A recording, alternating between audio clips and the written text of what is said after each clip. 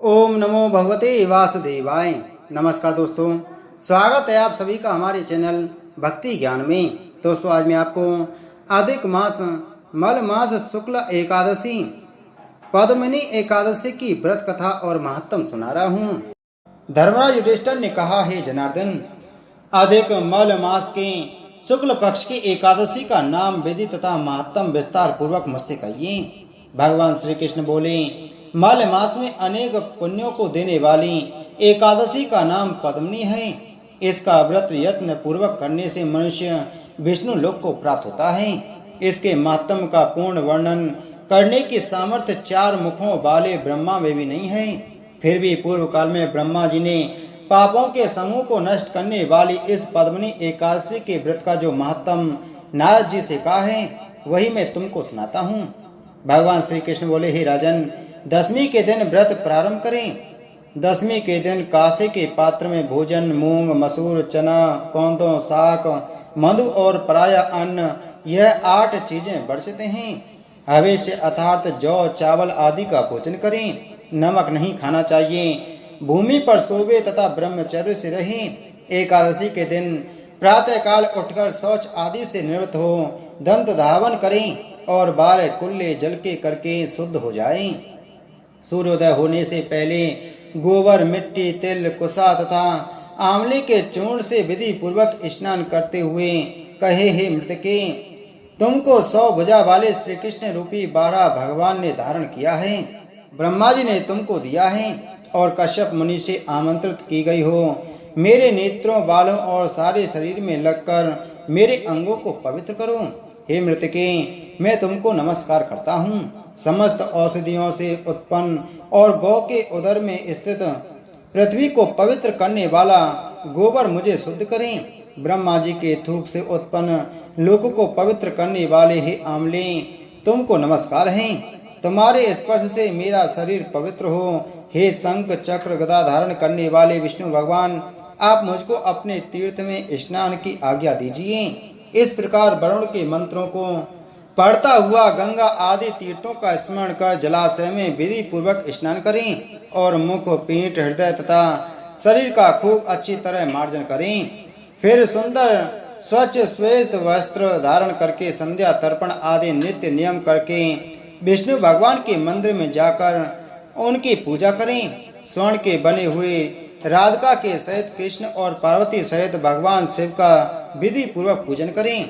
कलश के ऊपर तांबे या मिट्टी के पात्र में स्वर्ण अथवा चांदी की विष्णु भगवान की मूर्ति स्थापित करके पूजन करें। उस ऋतु में होने वाले कमल आदि पुष्प धूप दीप नैवेद्य आदि विविध सामग्रियों से केशव और शिव का पूजन करें। प्रेम के वशीभूत होकर भगवान के सामने नाचे और गावे। नीच मनुष्यों से वार्तालाप न करे तथा झूठ न बोले। रजस्वला का स्पर्श न करें। ब्राह्मण तथा गुरु की निंदा न करें। इस दिन पुराण आदि की कथा सुननी चाहिए। इस एकादशी को जल भी नहीं पीना चाहिए। यदि ना रहा जाए तो केवल जलपान कर लेवे। आदि शक्ति न हो तो फलहार कर लेवे। समस्त रात्रि भगवान का कीर्तन जागरण तथा पूजन करना चाहिए। प्रथम पैर की पूजा में नारियल, दूसरे पैर में बिल्व फल, तीसरे में सीताफल और चौथे पैर में सुपारी तथा नारंगी अर्पण करनी चाहिए। प्रथम पैर का पूजन करने से अग्निष्टोम यज्ञ का फल प्राप्त होता है। दूसरे पैर में वाजपेय यज्ञ का, तीसरे पैर में अश्वमेध यज्ञ का और चौथे पैर में पूजन तथा जागरण से राजसूय यज्ञ का फल मिलता है। इस व्रत से बढ़कर अन्य कोई यज्ञ तप विद्या या पुण्य नहीं है। जिसने इस एकादशी का व्रत किया उसने पृथ्वी के सारे तीर्थ और क्षेत्रों के दर्शन व स्नान कर लिया। इस प्रकार सूर्योदय तक जागे और सूर्य के उदय होने पर उत्तम तीर्थ में जाकर स्नान करें तथा विधि पूर्वक भगवान का पूजन करें।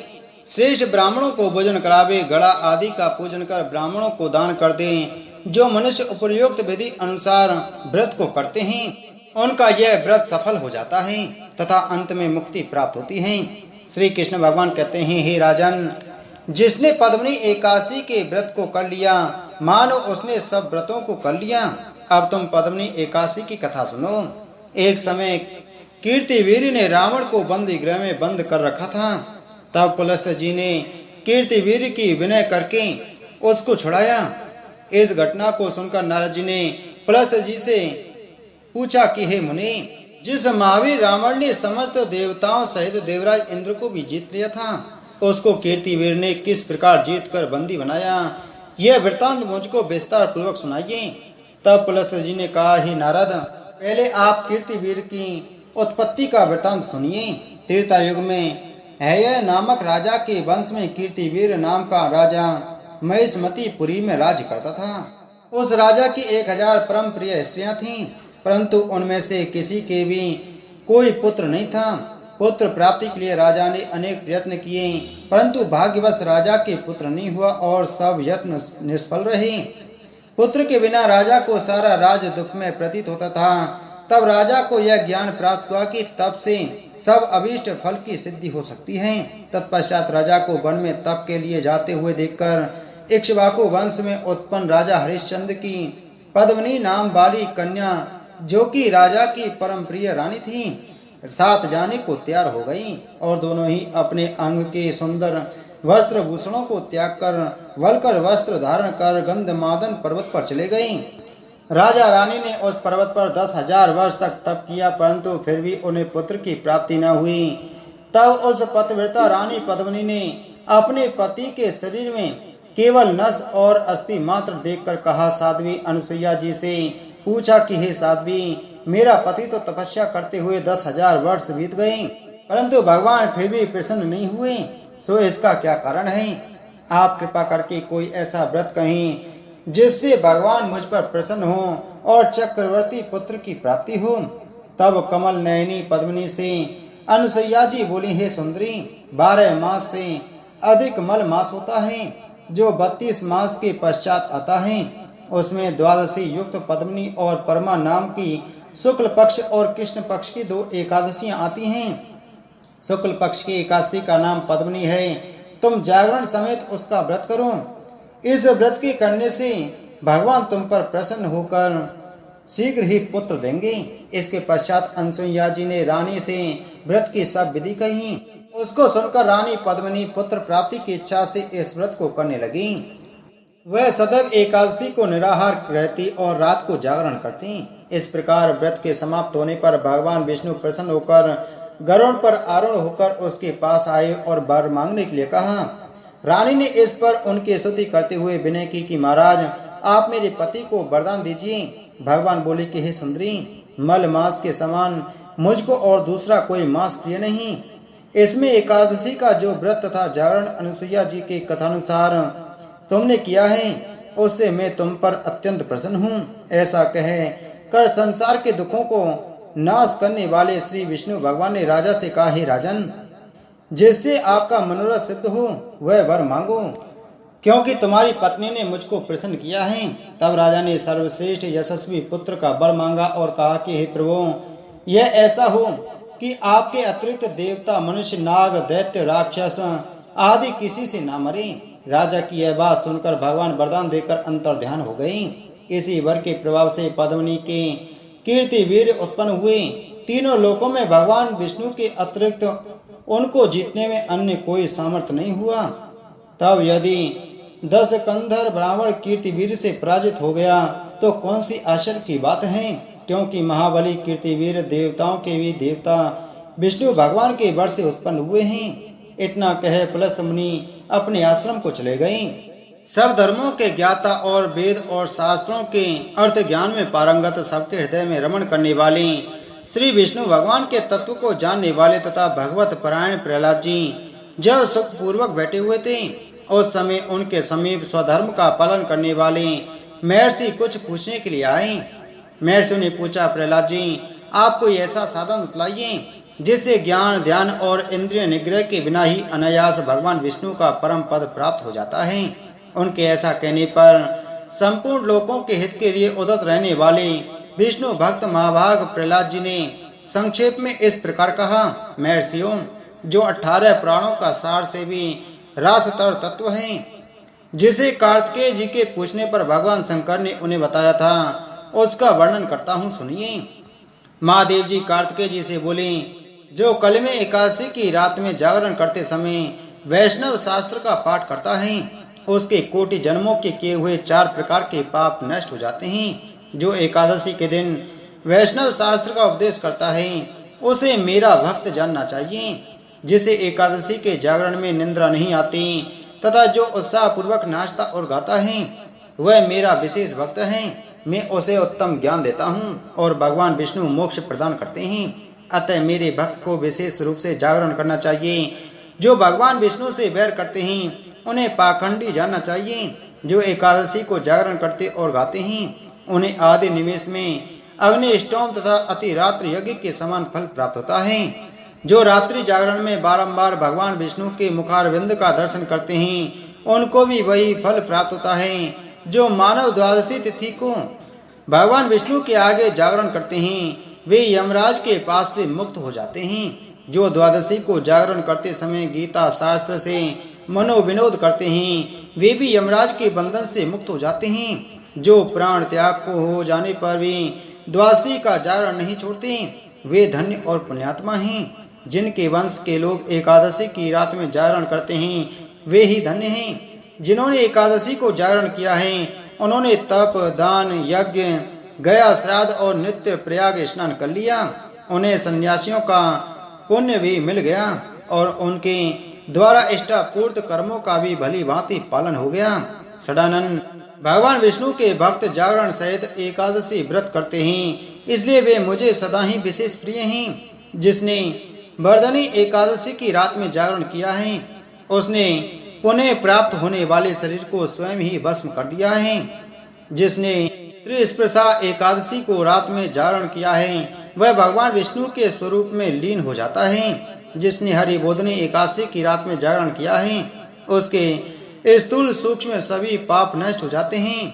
जो अधिक मास मल मास की पद्मनी एकादशी का व्रत तथा जागरण करता है उसके पुण्य का तो स्वयं ब्रह्मा जी भी वर्णन नहीं कर सकते। जो द्वादशी की रात में जागरण तथा ताल स्वर के साथ संगीत का आयोजन करता है उसे महान पुण्य की प्राप्ति होती है। जो एकादशी के दिन ऋषियों द्वारा बनाए हुए द्रव्य स्त्रोतों से ऋग्वेद यजुर्वेद तथा सामवेद के वैष्णव मंत्रों से संस्कृत और प्राकृत के अन्य स्त्रोतों से वह गीत वाद आदि के द्वारा भगवान विष्णु को संतुष्ट करता है उसे भगवान विष्णु भी परम आनंद प्रदान करते हैं। जो एकादशी की रात में भगवान विष्णु के आगे वैष्णव भक्तों के समीप गीता और विष्णु सहस्त्र नाम का पाठ करता है वह उस परम धाम में जाता है जहाँ साक्षात भगवान नारायण विराजमान हैं। पुण्य में भागवत तथा स्कंद पुराण भगवान विष्णु को प्रिय है। मथुरा और ब्रज में भगवान विष्णु के बाल चरित्र का जो वर्णन किया गया है उसे जो एकादशी की रात में भगवान केशव का पूजन करके पढ़ता है उसका पुण्य कितना है यह मैं भी नहीं जानता। कदाचित भगवान विष्णु जानते हों। बेटा भगवान के समीप गीत नृत्य तथा स्तोत्र पाठ आदि से जो फल होता है वही कल में श्रीहरि के समीप जागरण करते समय विष्णु सहस्त्र नाम गीता तथा श्रीमद् भागवत का पाठ करने से सहस्त्र गुना होकर मिलता है। जो श्रीहरि के समीप जागरण करते समय रात में दीपक जलाता है उसका पुण्य 100 कल्पों में भी नष्ट नहीं होता।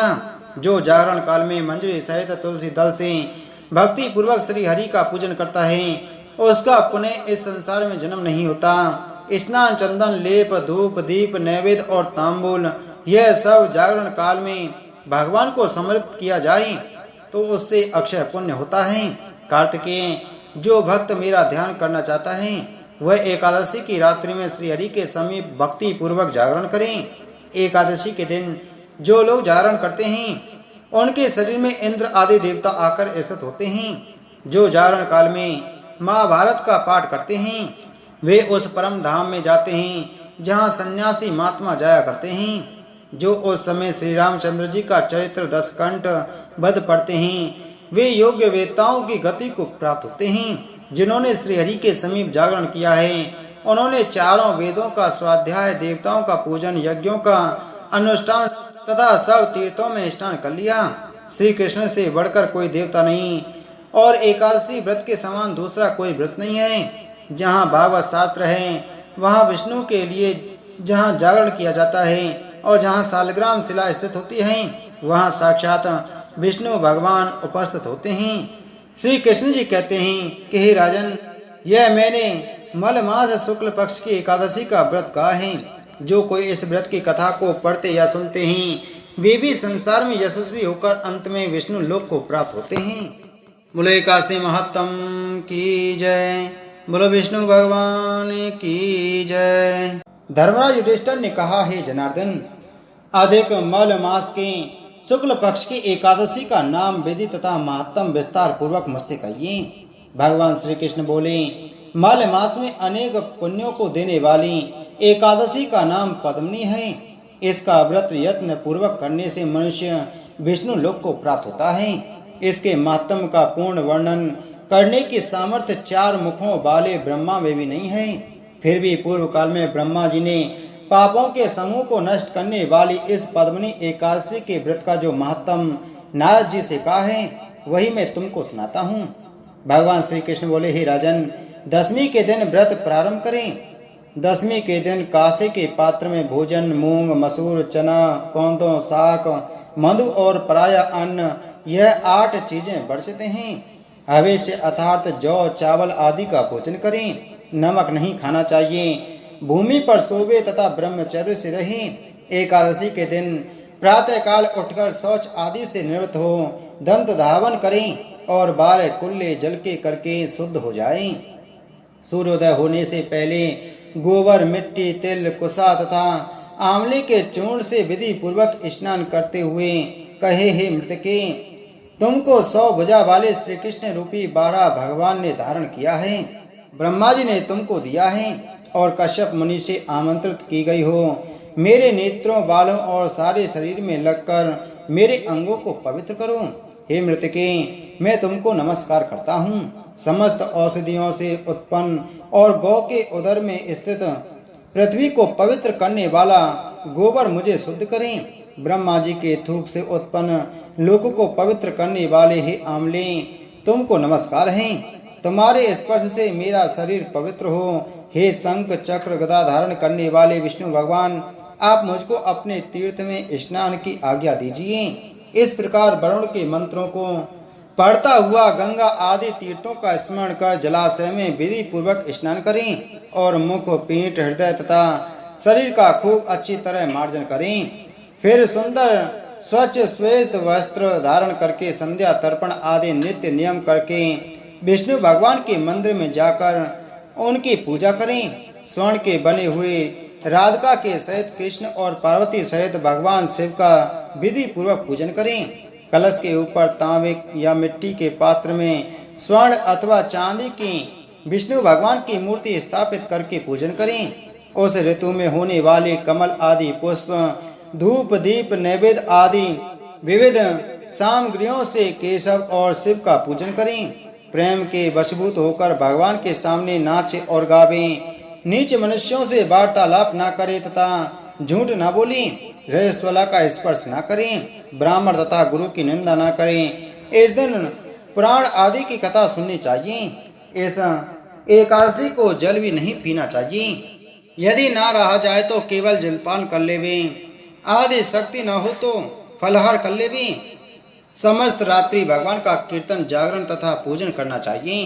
प्रथम पैर की पूजा में नारियल, दूसरे पैर में बिल्व फल, तीसरे में सीताफल और चौथे पैर में सुपारी तथा नारंगी अर्पण करनी चाहिए। प्रथम पैर का पूजन करने से अग्निष्टोम यज्ञ का फल प्राप्त होता है। दूसरे पैर में वाजपेय यज्ञ का, तीसरे पैर में अश्वमेध यज्ञ का और चौथे पैर में पूजन तथा जागरण से राजसूय यज्ञ का फल मिलता है। इस व्रत से बढ़कर अन्य कोई यज्ञ, तप, विद्या या पुण्य नहीं है। जिसने इस एकादशी का व्रत किया उसने पृथ्वी के सारे तीर्थ और क्षेत्रों के दर्शन व स्नान कर लिया। इस प्रकार सूर्योदय तक जागे और सूर्य के उदय होने पर उत्तम तीर्थ में जाकर स्नान करें तथा विधि पूर्वक भगवान का पूजन करें। श्रेष्ठ ब्राह्मणों को भोजन करावे। गड़ा आदि का पूजन कर ब्राह्मणों को दान कर दें। जो मनुष्य उपयुक्त विधि अनुसार व्रत को करते हैं उनका यह व्रत सफल हो जाता है तथा अंत में मुक्ति प्राप्त होती है। श्री कृष्ण भगवान कहते हैं, हे राजन, जिसने पद्मिनी एकादशी के व्रत को कर लिया मानो उसने सब व्रतों को कर लिया। अब तुम पद्मिनी एकादशी की कथा सुनो। एक समय कीर्तिवीर ने रावण को बंदी गृह में बंद कर रखा था। तब पुलस्त जी ने कीर्तिवीर की विनय करके उसको छुड़ाया।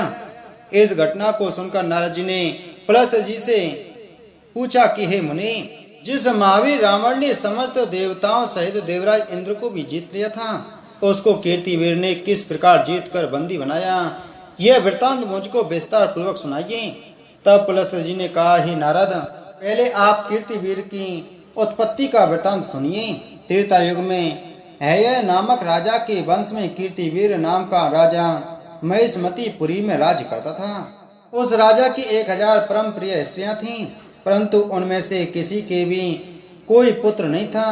पुत्र प्राप्ति के लिए राजा ने अनेक प्रयत्न किए, परंतु भाग्यवश राजा के पुत्र नहीं हुआ और सब यत्न निष्फल रहे। पुत्र के बिना राजा को सारा राज दुख में प्रतीत होता था। तब राजा को यह ज्ञान प्राप्त हुआ कि तप से सब अभीष्ट फल की सिद्धि हो सकती है। तत्पश्चात राजा को वन में तप के लिए जाते हुए देखकर इक्ष्वाकु वंश में उत्पन्न राजा हरिश्चंद्र की पद्मिनी नाम वाली कन्या, जो कि राजा की परम प्रिय रानी थी, साथ जाने को तैयार हो गई और दोनों ही अपने अंग के सुंदर वस्त्र भूषणों को त्याग कर वलकर वस्त्र धारण कर गंधमादन पर्वत पर चले गई। राजा रानी ने उस पर्वत पर 10,000 वर्ष तक तप किया, परंतु फिर भी उन्हें पुत्र की प्राप्ति न हुई। तब उस पतिव्रता रानी पद्मिनी ने अपने पति के शरीर में केवल नस और अस्थि मात्र देखकर कहा, साध्वी अनुसुईया जी से पूछा कि हे साध्वी, मेरा पति तो तपस्या करते हुए 10,000 वर्ष बीत गए, परंतु भगवान फिर भी प्रसन्न नहीं हुए, सो इसका क्या कारण है? आप कृपा करके कोई ऐसा व्रत कहें जिससे भगवान मुझ पर प्रसन्न हो और चक्रवर्ती पुत्र की प्राप्ति हो। तब कमल नयनी पद्मिनी से अनुसुईया जी बोली, हे सुंदरी, 12 मास से अधिक मल मास होता है, जो 32 मास के पश्चात आता है। उसमें द्वादशी युक्त पद्मिनी और परमा नाम की शुक्ल पक्ष और कृष्ण पक्ष की 2 एकादशियां आती हैं। शुक्ल पक्ष की एकादशी का नाम पद्मिनी है। तुम जागरण समेत उसका व्रत करो। इस व्रत के करने से भगवान तुम पर प्रसन्न होकर शीघ्र ही पुत्र देंगे। इसके पश्चात अनुसुईया जी ने रानी से व्रत की सब विधि कही। उसको सुनकर रानी पद्मिनी पुत्र प्राप्ति की इच्छा से इस व्रत को करने लगी। वह सदैव एकादशी को निराहार रहती और रात को जागरण करती। इस प्रकार व्रत के समाप्त होने पर भगवान विष्णु प्रसन्न होकर गरुड़ पर आरूढ़ होकर उसके पास आए और वर मांगने के लिए कहा। रानी ने इस पर उनकी स्तुति करते हुए विनय की कि महाराज, आप मेरे पति को वरदान दीजिए। भगवान बोले कि हे सुंदरी, मल मास के समान मुझको और दूसरा कोई मास प्रिय नहीं। इसमें एकादशी का जो व्रत तथा जागरण अनुसुईया जी के कथानुसार तुमने किया है, उससे मैं तुम पर अत्यंत प्रसन्न हूँ। ऐसा कहे कर संसार के दुखों को नाश करने वाले श्री विष्णु भगवान ने राजा से कहा, हे राजन, जिससे आपका मनोरथ सिद्ध हो वह वर मांगो, क्योंकि तुम्हारी पत्नी ने मुझको प्रसन्न किया है। तब राजा ने सर्वश्रेष्ठ यशस्वी पुत्र का वर मांगा और कहा कि हे प्रभु, यह ऐसा हो कि आपके अतिरिक्त देवता, मनुष्य, नाग, दैत्य, राक्षस आदि किसी से ना मरे।